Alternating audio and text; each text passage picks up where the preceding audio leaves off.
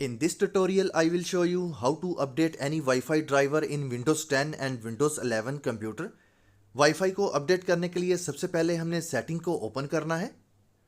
तो जैसे ही हम सेटिंग को ओपन कर लेंगे, यहाँ पर हम सेटिंग देख सकते हैं, इसके ऊपर अप्लाई करेंगे। टॉप पर हमने फाइंड करना है नेटवर्क एंड इंटरनेट सेटिंग। तो जैसे ही हम इसके ऊपर क्लिक करेंगे तो सेटिंग का बॉक्स हमारे पास कुछ इस तरह से अपीयर होगा।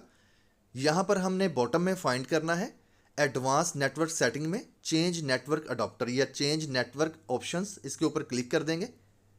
तो जैसे ही हम इसके ऊपर क्लिक करेंगे तो यहाँ पर नेटवर्क कनेक्शन का बॉक्स अपीयर होगा।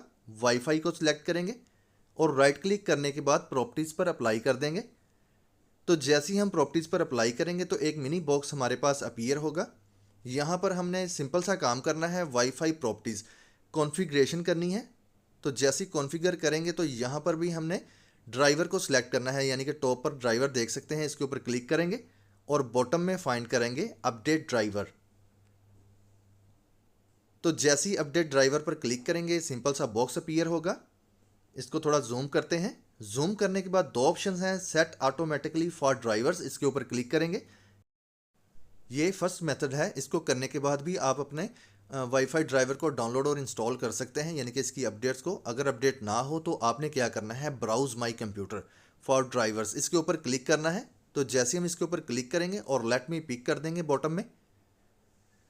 जैसे ही हम लेट मी पिक करेंगे तो शो कंपैटिबल हार्डवेयर, तो इसको हमने नेक्स्ट करना है, यानी कि इस बॉक्स को हमने नेक्स्ट के बटन पर अप्लाई करके इंस्टॉलिंग ड्राइवर करना है।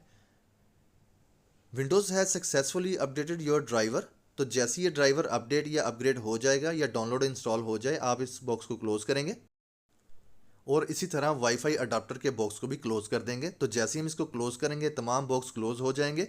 इसके बाद जो मेजर काम करना है, स्टार्ट के बटन पर क्लिक करना है और यहाँ पर जो पावर का बटन है इसको सिलेक्ट करके अपने पीसी को रीस्टार्ट करना है।